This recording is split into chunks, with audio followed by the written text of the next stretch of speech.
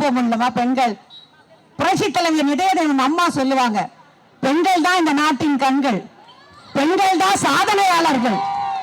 அதுக்கும் மேல அம்மா சொல்லியிருக்காங்க, என்னை வாழ வைக்கும் தெய்வங்களாகிய தாய்மார்களே என்று ஒரு தெய்வத்திற்கிணையாக அம்மாவை பார்த்தவர் புரட்சி தலைவி அம்மாவும் புரட்சி தலைவர் எம்ஜிஆரும். ஆனால் இன்னைக்கு பெண்களை ஒரு போதை பொருளா, பெண்களை படி கேவலமா, காவல்துறையில் இருக்கிற பெண்களுக்கே பாதுகாப்பு இல்லைன்னா சராசரியா இருக்கிற பெண்களுக்கு எங்க இருந்து பாதுகாப்பு வரும்?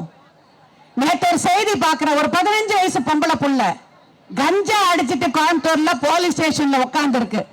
நான் கஞ்சா வித்த, நான் கஞ்சா தான் சாப்பிட்டிருக்கேன், என்ன பண்ணணுமோ பண்ணிக்கங்க. நான் கேட்கிற மரியாதைக்குரிய முதலமைச்சர் அவர்களே, நீங்க நல்லாட்சின்னு சொல்றீங்க, பெண்களுக்கான ஆட்சின்னு சொல்றீங்க, குழந்தைகளுக்கான ஆட்சின்னு சொல்றீங்க, ஆனால் போதைக்கான ஆட்சியாக, கஞ்சா விற்கக்கூடிய ஆட்சியாக இன்றைக்கு தமிழ்நாடு இருக்கிறதா இல்லையா?